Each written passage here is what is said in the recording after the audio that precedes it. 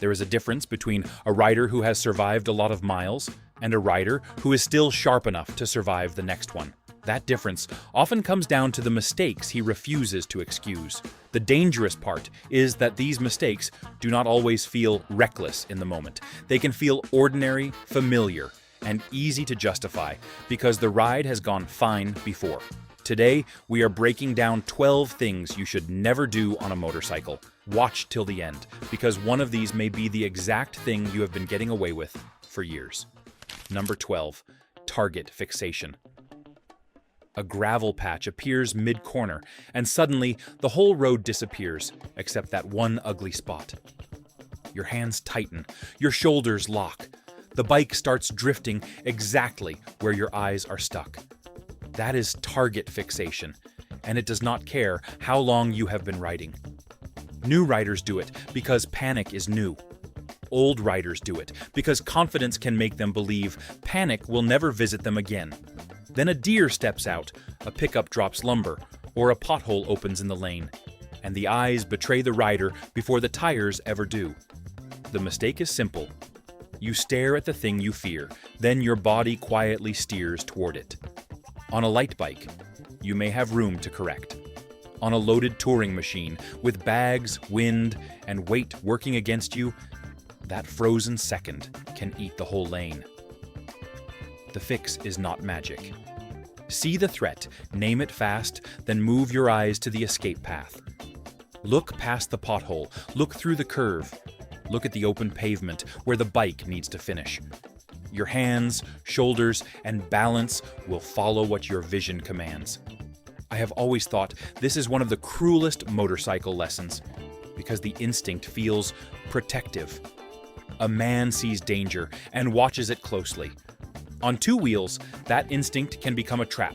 The road rewards the rider who looks where he wants to live, not where he is afraid to land. Train it on easy rides before fear tests it on a bad one. Every corner, every lane, change. Every obstacle is a chance to teach your eyes discipline. The road gets even less forgiving when a rider starts making excuses before the ride begins. That is where the second mistake starts cutting deep before the key turns. Number 11. Riding without gear. The most expensive lie a rider tells himself sounds harmless. Just to the store, just around the block, just a few miles. The machine is warm, the road is familiar, and the helmet feels like too much trouble. That is how gear gets left on the hook. The problem is not distance. The problem is timing. A driver backing out of a driveway does not know you were only going for fuel. Loose gravel on a corner does not care that you plan to be back in 10 minutes. Pavement treats every fall like a full ride. Older riders understand pain differently. A 20-year-old may bounce up embarrassed. A man past 50 can lose a season to one broken wrist, one torn knee, or one ankle trapped under a heavy bike. Pride does not heal bones faster. Gear is the last honest layer between your body and the road. Helmet, gloves, jacket, boots, and proper riding pants should not depend on weather, mood, or mileage. They should be as automatic as turning the key. Gloves matter because hands go out first. Boots matter because bikes are heavy. Pants matter because knees meet pavement fast.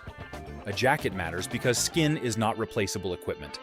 I have never trusted the phrase quick ride. It means the rider relaxed before the road agreed to relax with him. The best protection is the kind you put on before experience starts bargaining with laziness. Wear the gear even when nobody sees it. Wear it when the road looks empty. Wear it when the ride feels too small to matter. A short ride can still demand a long payment, while the habit after that begins when the engine sounds calm and the rider has chosen the wrong gear. If this already made you check your own habits, hit like, subscribe to Motorcycle Heads, and tell us which mistake you have seen riders make most. Your experience may warn another rider before the road teaches him the hard way. Number 10. Lugging the engine. A tired motor has a way of telling the truth before the rider wants to hear it. The sound gets dull. The bars shake. The throttle feels heavy, like the bike is dragging a trailer through wet sand. That is lugging the engine. It happens when a rider leaves the bike in too high a gear and asks for power the motor cannot give cleanly. Some men do it trying to ride smooth. Others do it because that low rumble feels strong, especially on a big cruiser. The trouble is, deep sound is not the same as healthy pull. When the engine is forced to work below its comfort zone, everything gets rough. The drivetrain takes a beating. The clutch feels unhappy. The response gets lazy right when the rider may need quick movement. A car drifts over, a truck changes lanes, or traffic opens a small escape, and the bike answers late. That delay matters. On two wheels, power is not just about speed, it is control. A motorcycle that can pull cleanly gives the rider choices. A motorcycle that chugs, knocks, and shakes gives him doubt. The fix is simple, and every real rider can feel it. Listen to the machine. If it shudders, growls under strain, or refuses to pull with authority, drop a gear. Let the motor breathe where it feels alive. Smooth does not mean lazy. Mechanical sympathy means giving the engine the range it was built to use. A clean downshift can make a heavy machine feel honest again beneath your right hand in traffic. I have always trusted a bike that sounds awake more than one being strangled for the sake of quiet. The road does not reward hesitation. A worse habit starts when the rider crowds traffic and gives away the space that could have saved him. Number 9. Following too close. A bumper filling your windshield is not pressure. It is a warning that you have already surrendered your best way out. Following too close feels harmless because the ride still feels controlled. The bike is upright, the throttle is steady. The car ahead is moving. Then brake lights flash, a pothole appears from under its rear tire, or a ladder drops from a pickup bed, and suddenly your whole world is one bad reaction late. A car hides the road from you. It hides gravel, oil, dead animals, broken pavement, turn signals, and the driver's next mistake. The closer you ride, the less truth you can see. That gap in front is not empty space. It is time, vision, balance, and an escape route. Older riders know heavy machines do not like panic. A loaded touring bike, a passenger, full bags, tired shoulders, or rough pavement all add up. You cannot brake like a man in a cage.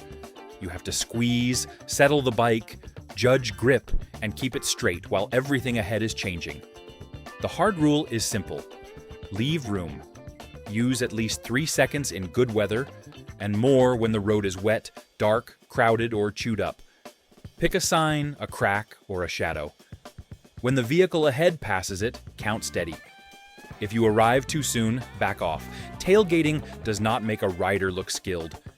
It makes him look trapped behind another driver's decision. A calm gap lets you read traffic instead of begging traffic to behave. It also gives you room to steer around trouble instead of trying to stop inside another man's mistake. Space is not weakness. Space is control. That control disappears fast when a rider trusts what the tires look like instead of what a gauge proves at the worst possible moment. Number 8. Ignoring tire pressure. A motorcycle can look ready while the tires are already lying to you. The paint shines, the bags are packed, the tank is full, and the rubber still looks round enough to trust. That is the trap. Tire pressure is one of those dull garage checks that only becomes interesting when the bike starts pushing wide, wobbling in a sweep, or feeling heavy at low speed. By then, the warning has already moved from the gauge to the road. Low pressure makes a machine sluggish and vague. It builds heat, chews the tire, slows steering, and stretches braking distance. Too much pressure can make the ride harsh, reduce grip, and leave the bike skittering over rough pavement instead of biting into it. Either mistake steals feel from the rider. On a heavy cruiser or touring machine, that matters even more. Add luggage, a passenger, hot pavement, and highway miles, and a small pressure mistake becomes a handling problem. A tire can look fine in the garage and still be several pounds wrong. Your thumb is not a measuring tool. Your eye is not a gauge. Check them cold. Use a decent gauge. Know what your bike calls for. not what some man at the gas pump thinks sounds right. Look for cracks, cords, flat spots, nails, and old rubber too. Pressure is only one part of the truth. I have seen riders spend serious money chasing suspension. Problems when the first failure was air. The bike was not cursed, it was underchecked. The bill comes without much mercy. Those two contact patches carry the whole deal: rider, machine, pride, and the ride home. Respect them before the road explains what the garage should have caught. A deeper danger begins when experience turns into comfort. And comfort convinces a rider he has nothing left to learn. Number 7. Thinking you are done. Learning. The road has a quiet way of punishing the man who thinks experience makes him bulletproof. He has survived bad weather, bad drivers, bad pavement, and plenty of close calls. So he starts believing survival is the same as mastery. That is where skill begins to leak away. A rider who stops learning does not usually become reckless overnight. He simply stops practicing. He stops working on slow turns, emergency stops, lane position, and smooth corner entry. He tells himself he knows enough because he has been riding for years. And that sentence can become more dangerous than speed. The body changes too. Vision changes, strength changes, reaction time changes. Traffic gets meaner, trucks get bigger, and drivers spend more time looking at screens than mirrors. The road a man learned on is not always the road he rides today. There is no shame in admitting that. The shame is pretending nothing has changed while the bike keeps asking for sharper attention. A heavy machine at walking pace can humble anyone. A wet corner can test anyone. A sudden stop can expose years of bad habits in one ugly second. The best riders I have known never acted finished. They practiced braking when nobody watched. They listened when another rider made a good point. They treated every close call like a lesson, not an insult. That is the difference between pride and discipline. Pride says, I already know. Discipline says, I can still get better. Keep learning. Take the course. Work the parking lot. Rebuild the basics before the road forces you to. A machine can forgive a rusty habit for years, then collect everything in one hard moment. The danger becomes even sharper when stopping power is treated like an afterthought, especially on a heavy bike with tired hands and crowded traffic. Number 6, using only one brake. Brake lights flare ahead, and suddenly theory becomes muscle. The hand grabs, the boot stomps. The bike dives, skids, or squirms because one brake was asked to do a job meant for two. Some riders trust only the rear because the front once scared them. Others worship the front and forget the rear can steady a heavy machine. Both habits leave control on the table when the road has already turned against you. The front brake carries the strongest stopping force because weight moves forward when the bike slows. The rear brake helps settle the chassis, tighten low-speed control, and keep the machine composed when used with judgment. This is not about yanking levers or stomping pedals. It is about pressure, timing, and feel. A panic stop exposes every shortcut. Grab the front too hard and the fork collapses while the tire begs for grip. Hammer the rear and it can lock, slide, or step sideways. On a loaded cruiser with bags full and shoulders tired, that little mistake feels bigger fast. Good braking is not born during an emergency. It is built in quiet practice. Find an empty lot. Start slow. Squeeze the front progressively while adding measured rear pressure. Feel the bike settle. Feel the tires bite. Learn what your machine tells you before traffic forces the lesson. If the bike has an anti-lock braking system, respect it. But do not use it as an excuse to ride careless. Technology helps. Skill decides. I have seen strong riders look weak because they never practiced stopping. With the same pride, they practiced rolling on throttle. That habit has humbled better men than speed. The road respects a rider who can slow cleanly under pressure. That lesson becomes even harsher when pride starts chasing another rider's pace instead of protecting your own lane. Number 5. Trying to keep up with faster riders. A taillight can become a leash if a rider lets pride hold the other end. Group rides have a strange way of changing good judgment. One man rolls harder through a curve, another follows, and suddenly the whole line starts moving faster than the road deserves. Nobody says a word. The pressure is silent.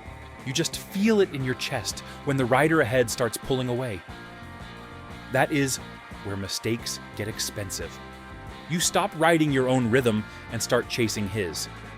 Your eyes move to his rear tire instead of the corner exit. Your braking points get rushed. Your entry speed creeps higher. The ride stops being about control and starts being about not looking slow. That is a dangerous bargain, especially for riders with years behind them. A man may remember being quicker, sharper, and lighter on the bars, but memory is not traction. The other rider may know the road better. He may have fresher tires. He may also be reckless and lucky. None of that belongs inside your throttle hand. Ride your own ride. If the group is worth riding with, they will wait at the stop. If they mock you for backing off, they are not protecting your life, your machine, or your family waiting at home. Pride is cheap until the tow truck, the ambulance, or the hospital bill arrives. I have more respect for the rider who drops back and finishes clean than the one who follows ego into a ditch. The strongest man on a motorcycle is not always the fastest. Sometimes he is the one who lets the pack go and keeps his head. A smaller mistake can create just as much danger when one blinking signal tells traffic a lie at the worst possible moment, usually close to home. If this kind of straight riding truth is what you want more of, subscribe to Motorcycle Heads before the final mistakes hit. We keep it practical, honest, and built for riders who still believe skill matters more than luck does. Number 4. Forgetting to cancel your turn signal. A little amber flash can turn honest riding into a lie every driver around you believes. The turn is finished. The bike is straight. Your mind has moved on, and the signal keeps blinking like it knows something you forgot. That small mistake creates confusion fast. A driver waiting at a side street sees the flash and thinks you are turning. A car beside you believes you are changing lanes. Somebody pulls out, rolls forward, or crosses your path because your motorcycle is telling them a story you never meant to tell. That is why this habit is dangerous. It does not feel reckless. It does not feel dramatic. It feels like nothing until another driver acts on it. In town, around fuel stations, intersections, parking lots, and slow traffic, one forgotten signal can invite the wrong move at the worst moment. Older riders know the road is full of people guessing. Some barely see motorcycles. Some see the bike, but misjudge speed. Give them a wrong signal, and you have made their bad guess easier. The fix is plain discipline. Turn, straighten, cancel. Change lanes, cancel. Merge, cancel. Then check again with your thumb, because memory is not proof. Self-canceling signals are helpful when they work, but responsibility still sits with the rider, not the switch. I like habits that are small enough to repeat without pride getting involved. This is one of them. A quick thumb check costs nothing, sounds like nothing, and may keep a driver from stepping into your lane. A motorcycle already asks other people to notice a smaller target. Do not make that job harder with a blinking lie. The risk grows sharper when the rider's mind is not clean enough to read traffic, because anger and distraction can twist every decision before the road changes. Number 3. Riding angry or distracted. The worst rides do not always start with bad weather. Sometimes they start with a slammed door, a phone call, a bill on the counter, or anger still burning in the chest. A motorcycle can clear a man's head, but it should not be used while his head is already on fire. Anger narrows vision. Stress tightens the hands. Distraction steals the scan that keeps trouble from becoming impact. That matters because riding is not passive. The rider is reading mirrors, shoulders, driveways, tires, brake lights, and every small twitch in traffic. When the mind is somewhere else, those warnings get missed. A car easing forward from a side street becomes invisible until it is too close. A patch of gravel appears late. A stale yellow light turns into a rushed decision. Phones make it worse. So do helmet cameras, music, arguments, and that restless feeling of trying to prove something after a bad day. Even a few seconds of lost attention at highway speed can carry a rider farther than he thinks. On two wheels, that distance has consequences. Older riders know control is not only in the throttle hand, it is in the head. A calm rider leaves room, sees patterns, and makes clean choices. An angry rider pushes gaps, stares at threats, and treats traffic like an enemy. I have never believed the bike fixes anger by itself.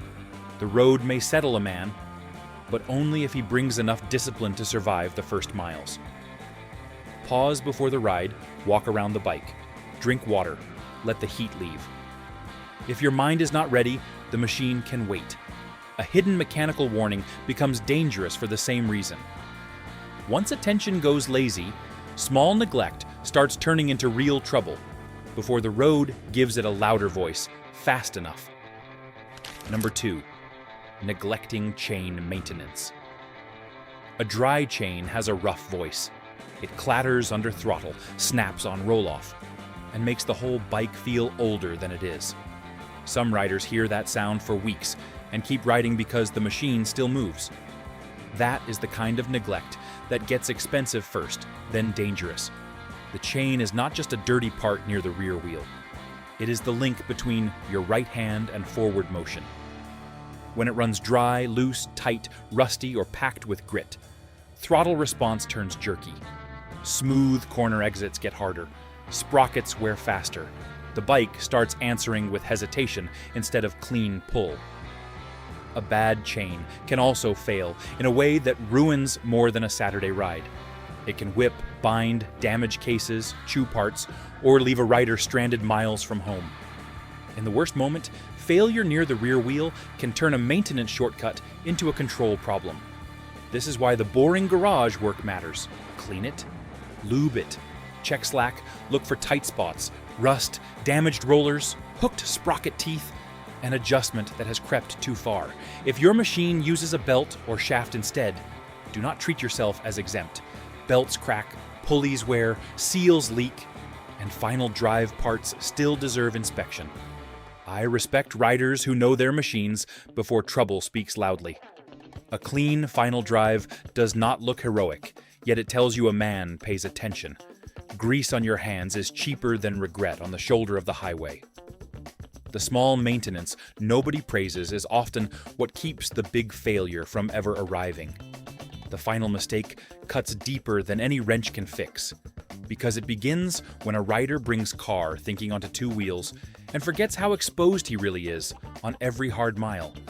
Number 1, riding like you are still driving a car. A car lets a man get lazy. 4 tires stay planted, doors surround him, seat belts hold him, and the machine forgives half-awake mistakes that would punish a rider hard. That comfort becomes dangerous when it follows him onto a motorcycle. He sits in traffic like he is still protected. He looks too close. He trusts drivers to see him. He brakes late because the old car brain says there is room. Then a left turner rolls out, a door opens, or traffic stops, and he remembers there is no cage around his ribs. A motorcycle is not transportation with less metal.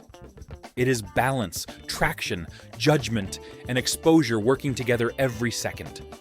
The rider is part of the machine. His eyes choose the line. His hands settle the chassis.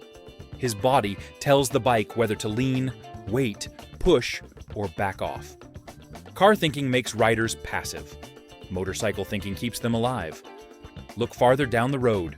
Read wheels before bumpers.